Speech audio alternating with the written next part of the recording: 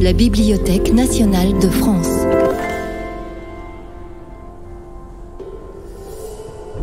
Les portraits de la BNF.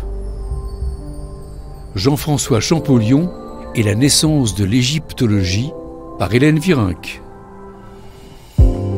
La Bibliothèque nationale de France tient dans ses fonds de précieux documents qui appartiennent à l'histoire. Des manuscrits, des photos, des enregistrements qui se retrouvent entre les mains des chercheurs et des historiens de la BNF qui les mettent alors en lumière. Hélène Virenque est chargée de collection à la Bibliothèque nationale de France et égyptologue, et elle va nous raconter l'histoire de Jean-François Champollion, ce jeune savant français qui réussit au début du XIXe siècle à déchiffrer les hiéroglyphes égyptiens, cette langue qui avait échappé à la connaissance des hommes pendant plus de 1500 ans. Hélène Virenque. La civilisation égyptienne, elle s'étend sur 3000 ans. Les premiers hiéroglyphes apparaissent en moins 3200.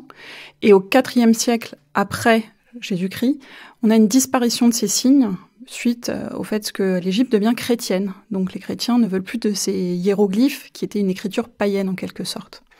Et à partir de ce moment-là, le sens, la compréhension de ces signes a été perdue pour des centaines d'années. On a eu bien sûr des propositions plus ou moins ésotériques, hermétiques, de savants, de religieux, d'antiquisants qui s'intéressaient à l'Égypte, mais ils ne sont pas parvenus parce qu'il leur manquait sans doute des documents qui sont apparus plus tard lors d'expéditions, lors de voyages en Égypte. Le meilleur exemple, c'est l'expédition de Bonaparte.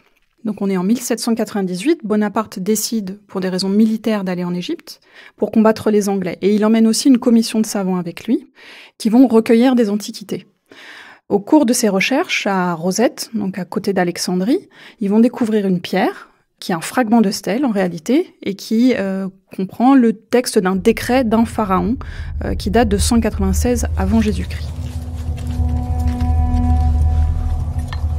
Cette pierre, donc cette pierre de Rosette, a la particularité de présenter le même texte sous 3 écritures différentes. Le premier texte est en égyptien dessiné en jolis hiéroglyphes. Le deuxième texte est une version très très simplifiée des hiéroglyphes qu'on appelle le démotique. Donc là, il s'agit bien de la langue égyptienne. Et la troisième partie, c'est une autre langue, cette fois c'est du grec. Mais on a bien le même texte en 3 écritures. Et les premiers savants qui vont s'approcher de cette pierre et l'observer, essayer de recopier les signes, vont tout de suite saisir l'importance de ce document. Ils vont se dire c'est un document fondamental pour reprendre la course au déchiffrement des hiéroglyphes. L'intérêt de cette stèle, c'est parce qu'on a du grec ancien dessus, et tout le monde comprenait le grec ancien à l'époque. Donc à partir de là, on sait qu'il va falloir trouver des possibilités de comparaison, que ce sera plus facile de trouver des comparaisons entre le texte grec et cette écriture hiéroglyphique qu'on comprenait à peine, en réalité. Et ils se sont dit, c'est vraiment une très bonne occasion de relancer le déchiffrement des hiéroglyphes, cette course qui animait beaucoup de milieux académiques européens, et ils vont faire des copies sur place qu'ils vont envoyer en France. Plusieurs savants en France, en Angleterre, en Allemagne s'y intéressent. Et on pourrait penser que la solution est toute trouvée, que les traductions se font en un clin d'œil. Mais ça va mettre des années avant qu'elle soit réellement traduite. Ça va mettre quasiment une vingtaine d'années. Donc cette pierre qui va être identifiée comme un document clé, il faut comprendre, elle a été trouvée en 1799. Et en fait, c'est que le début de l'histoire.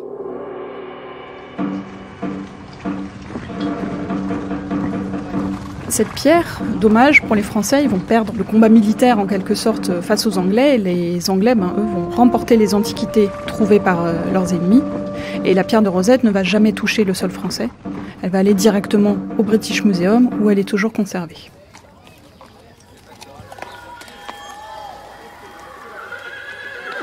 Jean-François Champollion, en 1801, il a 11 ans.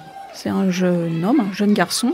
Et au même moment où l'expédition d'Égypte s'achève avec Bonaparte, lui, il va rejoindre son grand frère, de 12 ans son aîné, qui s'appelle Jacques-Joseph, et qui, lui, a déménagé à Grenoble.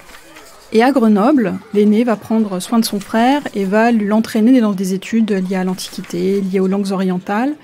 Et outre le latin et le grec, ça c'est son éducation classique, il s'intéresse à l'araméen, à l'arabe, à l'hébreu.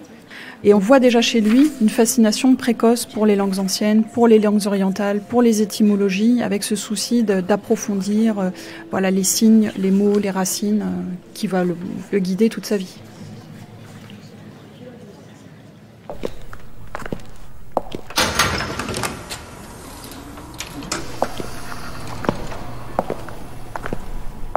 Alors on parle souvent de Champollion comme un étudiant brillant, et c'est vrai qu'il y a un document qui est conservé dans les papiers Champollion de la BNF, qui est vraiment remarquable.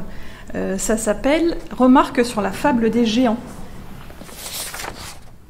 Dans ce mémoire, qu'il écrit à l'âge de 14 ans, il évoque différents types de sources. Donc on voit qu'il y a marqué des références à Hésiode, à Apollodore, à Ovide, donc des grands auteurs classiques, mais il fait référence aussi à des mythologies scandinaves et égyptiennes. Donc on perçoit aussi le large spectre de ces sources, de ces références. Il y a des correspondances qui s'établissent et on a vraiment les prémices de son travail dès ces années-là. En tant qu'égyptologue, c'est quand même très impressionnant d'être face à un mémoire de ce type pour quelqu'un qui avait 14 ans. C'est impressionnant et c'est émouvant à la fois de voir son écriture qui va évoluer, mais qui est l'écriture d'un jeune homme. Les années que Champollion passe à Grenoble, en tant que lycéen, c'est celle où il va construire son intérêt pour les langues orientales. Au début, il s'intéresse à plein de langues différentes et au fur et à mesure, ça va s'affiner. Il va se dire, moi, c'est l'Égyptien, c'est la civilisation égyptienne qui m'intéresse, son architecture, ses pharaons. Et c'est véritablement une vocation. Il sait que c'est ça qui va le guider tout au long de sa vie. Mes chers parents, je veux faire de l'Égypte, cette antique nation, une étude approfondie et continuelle. L'enthousiasme, là où la description de leurs monuments énormes m'a porté, l'admiration dont m'ont rempli leur puissance et leur connaissance vont s'accroître par les nouvelles notions que j'acquerrai. De tous les peuples que j'aime le mieux, j'avouerai qu'aucun n'égale les Égyptiens dans mon cœur.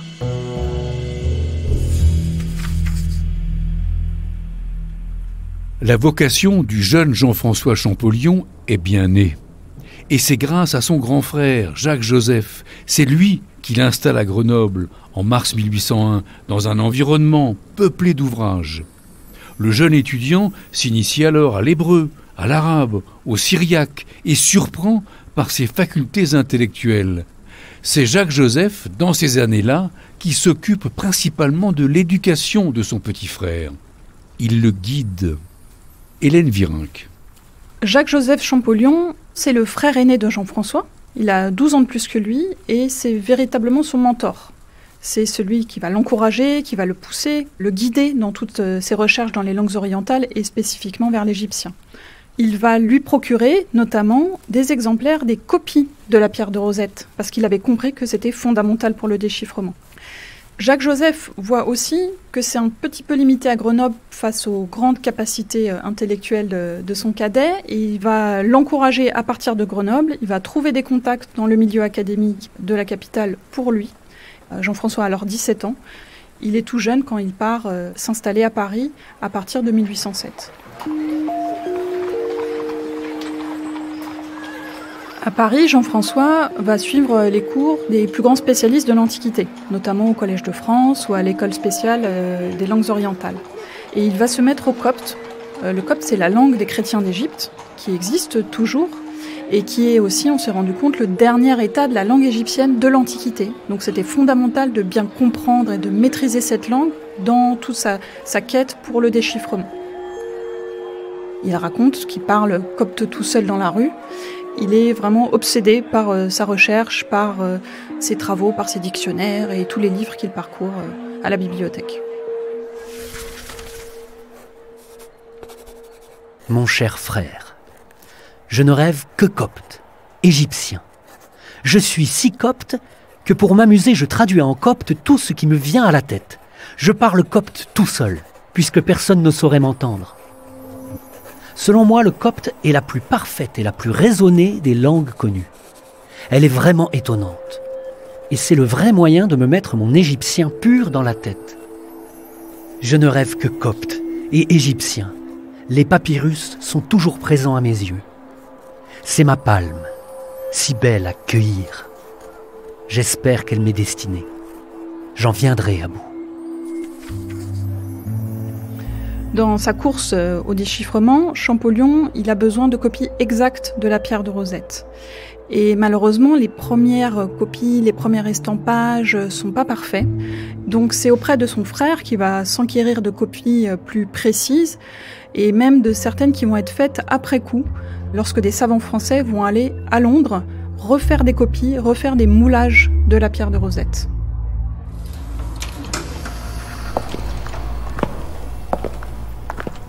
Donc la pierre de Rosette se trouve au British Museum, mais nous, à la Bibliothèque nationale de France, on a la chance d'avoir une des estampes qui a été faite directement sur la pierre de Rosette. C'est une sorte de photocopie de l'époque, en noir et blanc.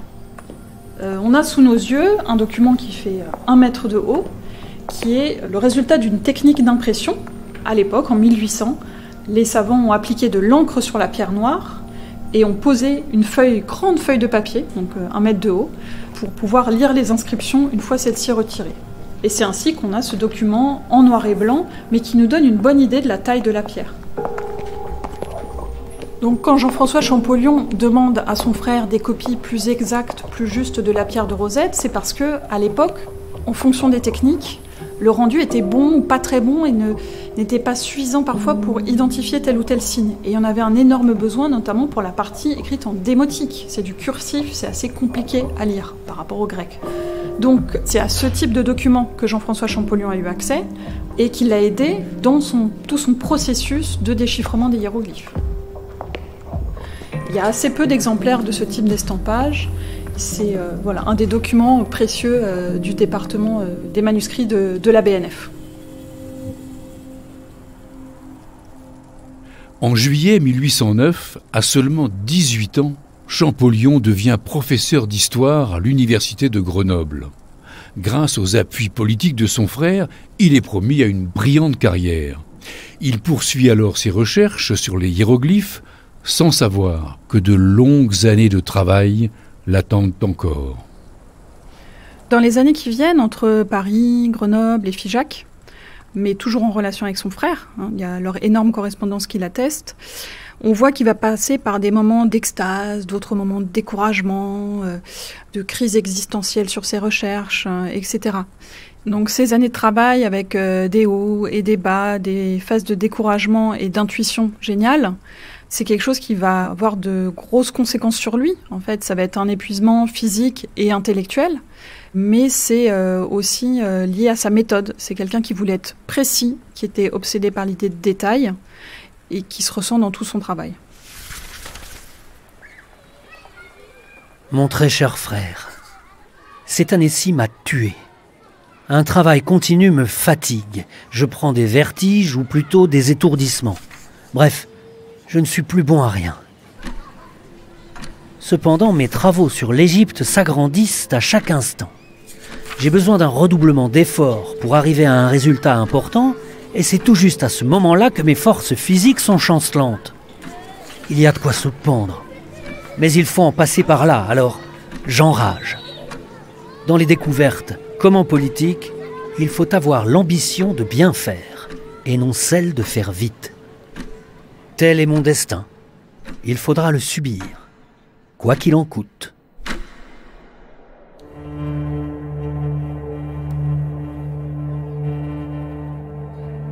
En 1822, après toutes ces années de travail acharné, toutes ces années d'études effrénées, Champollion arrive enfin à déchiffrer les hiéroglyphes.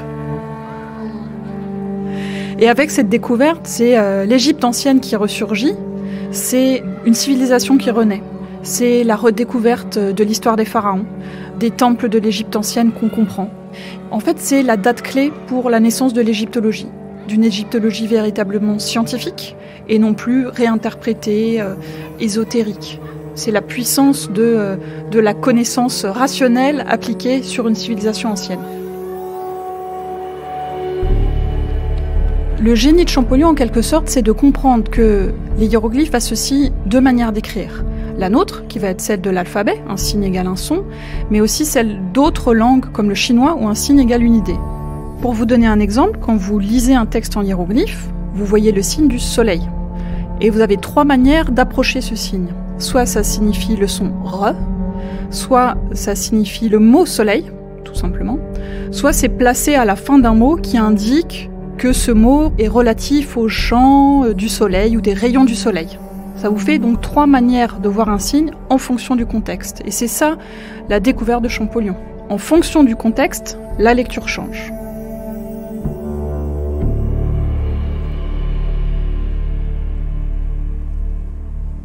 En 1822, le 14 septembre, à l'âge de 32 ans et après 20 ans de recherche, Jean-François Champollion réalise un véritable exploit en déchiffrant les hiéroglyphes. Il soumet alors, quelques jours plus tard, le fruit de son travail devant l'Académie française réunie en assemblée extraordinaire. Il accède à la reconnaissance de ses pairs et s'ensuit le début de l'accomplissement de sa carrière. Il est nommé chevalier de la Légion d'honneur par Charles X en 1825. L'année suivante, il devient conservateur des collections égyptiennes du musée du Louvre. Mais il lui reste pourtant encore une chose à accomplir, et pas des moindres. Jean-François Champollion n'a jamais vu l'Égypte de ses propres yeux. Hélène Virenque. Imaginez-vous ce que ça représente pour Champollion, qui a travaillé des années durant dans des bibliothèques, qui a déchiffré des papyrus avec des inscriptions en pattes de mouche, et qui n'est jamais allé sur le terrain. Et en fait, ce manque de ne pas pouvoir aller en Égypte, ça l'a sans doute habité de nombreuses années. Et il dit qu'il rêve des merveilles de l'Égypte, il rêve de Luxor, il en rêve la nuit. Il a passé quand même 20 ans à étudier les hiéroglyphes, et il n'est jamais allé en Égypte. Tout d'un coup, ça y est, le projet se monte. 30 ans après la découverte de la pierre de Rosette par Bonaparte et 6 ans après avoir déchiffré les hiéroglyphes, le projet de voyage de Champollion en Égypte se précise, mais il faut un financement. Et c'est directement auprès du roi Charles X qu'il fait sa demande. Votre Majesté, on ne saurait fixer l'importance des découvertes historiques que peut amener une étude approfondie des édifices antiques de l'Égypte. Un voyage entrepris maintenant par un petit nombre de personnes bien préparées produira incontestablement des résultats scientifiques. Et c'est à la France, si propice au progrès des sciences, de recueillir les souvenirs gravés sur ces monuments témoins d'une civilisation primitive, de rechercher sur chaque temple les inscriptions donnant l'époque précise de leur fondation, de copier les tableaux mythologiques, de prendre dans les temples des calques représentant les souverains de l'Égypte, et enfin d'acquérir à un prix convenable quelques-uns des plus utiles ouvrages de la littérature arabe qui manquent à la bibliothèque du roi. Tels sont le but, le plan et les motifs d'un voyage en Égypte. Et pour l'exécuter, M. Champollion n'attend plus que les ordres du roi.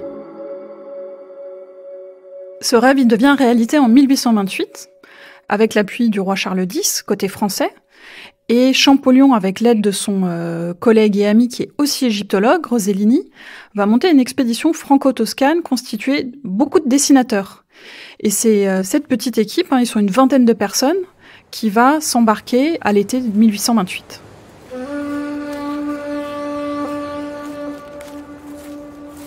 Alors cette expédition, elle s'étend sur 1 an et demi, depuis Alexandrie, où ils arrivent en août 1828, et ils vont remonter le Nil jusqu'à Wadi Halfa, donc tout au sud de l'Égypte, après Abou Simbel. Le but de l'expédition, c'est de documenter, de copier le plus d'inscriptions possible. Parce que Champollion veut confirmer ses hypothèses sur place. Et plus il a de sources d'inscriptions, plus il a de types de textes religieux, littéraires, administratifs, de la vie quotidienne, tout ça, ça lui sert à appuyer ses hypothèses de départ.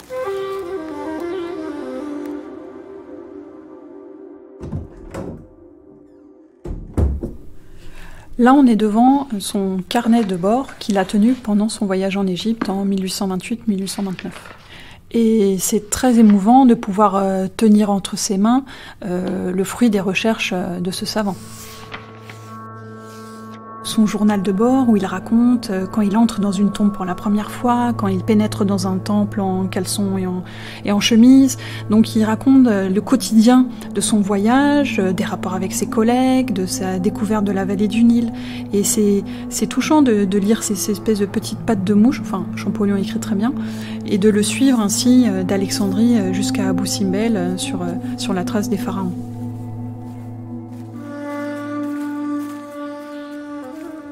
Le Caire, le 27 septembre 1828. Nous débouchâmes dans le fleuve, de très bonne heure, frappés à la vue des tapis de verdure du delta, couverts d'arbres de toute espèce. Ce spectacle est véritablement enchanteur, et la renommée de la fertilité de la campagne d'Égypte n'est point exagérée. Le fleuve est immense, et les rives en sont délicieuses. Nous nous dirigeâmes ensuite sur une grande enceinte que nous apercevions dans la plaine depuis le matin. C'était une nécropole égyptienne, bâtie en briques crues. Sa surface était couverte de débris de poterie et j'y ramassai quelques fragments de figurines funéraires. Sous mes yeux, des masses énormes, semblables à des rochers déchirés par la foudre ou par des tremblements de terre. On reconnaissait plusieurs étages de petites chambres funéraires. Sur les parois de quelques-unes des chambres, on trouve encore un grand vase de terre cuite qui servait à renfermer les intestins des morts. Adieu, le temps me presse. Je cours à de nouvelles explorations. Soyez sans inquiétude, les dieux de l'Égypte veillent sur nous. Ce voyage en Égypte, c'est pour Champollion le voyage de toute une vie. C'est à la fois une mission très scientifique, très cadrée pour la France et pour la Toscane, mais pour Champollion, c'est véritablement une émotion puisque ça fait 20 ans qu'il attend de pouvoir découvrir les rives de la vallée du Nil et de voir des monuments qui sont grands, pas seulement des petites choses qu'il voyait dans les musées, des petits papyrus, des petits objets.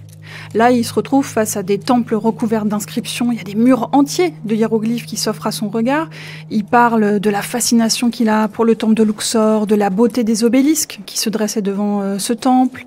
Il parle de ces colosses majestueux qui sont sur la façade du temple d'Abou Simbel, des grands temples de l'époque ptolémaïque situés en Haute-Égypte.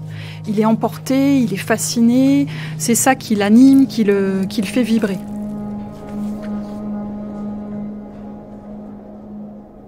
L'expédition touche à sa fin et Champollion savoure l'accomplissement.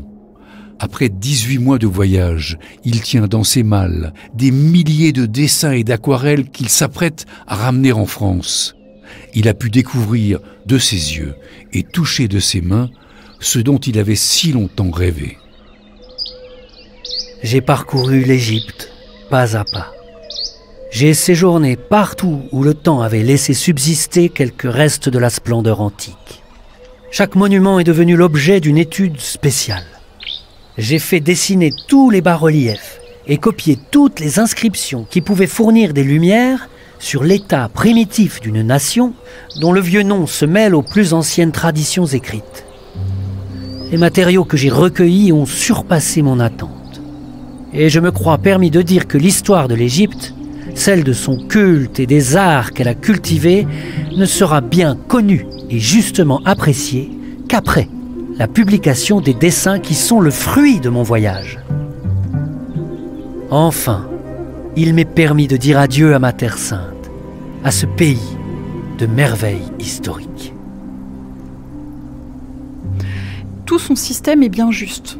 Il a parcouru suffisamment de parois de temples, visité de tombeaux. Tout cet ensemble de textes, c'est bien suffisant pour se dire j'ai réussi ce que j'avais comme intuition, ces hypothèses que j'avais en 1822, elles sont bien justes. Il n'y a rien à changer.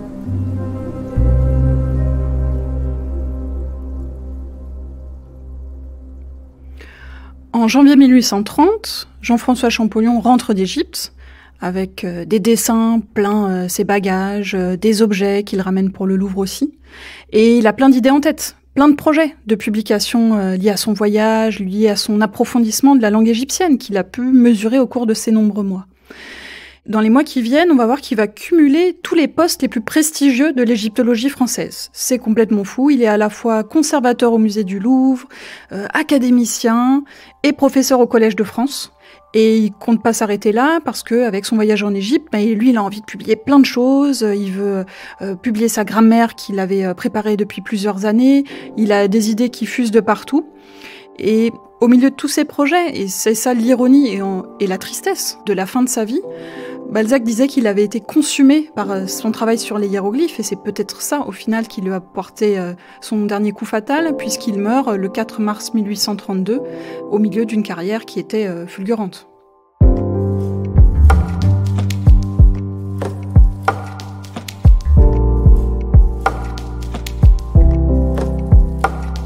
Le 4 mars 1832, Champollion meurt, mais c'est pas pour autant la fin. Ses publications, ses tentatives, son œuvre inachevée, publiée après sa mort, elle va continuer à influencer le travail des chercheurs encore aujourd'hui.